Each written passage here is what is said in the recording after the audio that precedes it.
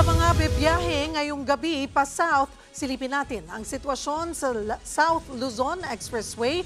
At live mula sa SLEX Command Center, nasa frontline ng balitang yan, si Gary De Leon. Gary, kumusta ang sitwasyon dyan ngayong rush hour at long weekend?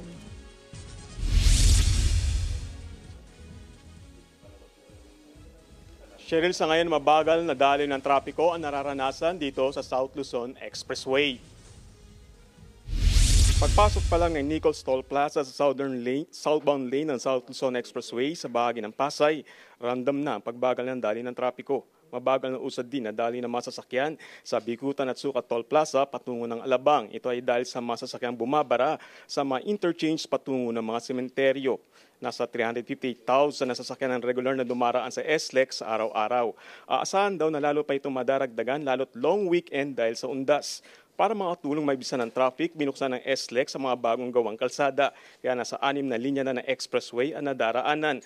Ayon sa traffic monitoring ng SLEX, may slow-moving ang traffic sa Alabang Viaduct at San Cristobal Bridge. Halos 3 kilometro naman ang haba ng traffic sa San Pedro Bridge. Dulot daw ang traffic ng pag-imbudo ng mga sasakyan sa mga bridge na may 3 lane ng kalsada lamang. Para umalalay sa mga motorista, may mga nakaposte ring assistance sa SLEX.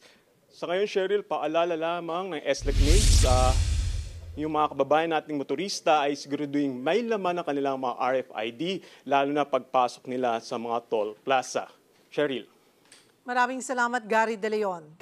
Mga kapatid, Cheryl Cosim po, huwag maging huli at maging una sa lahat sa balitaan. Para sa tuloy-tuloy na talakayan sa Frontline, mag-follow at mag-subscribe sa social media pages ng News 5.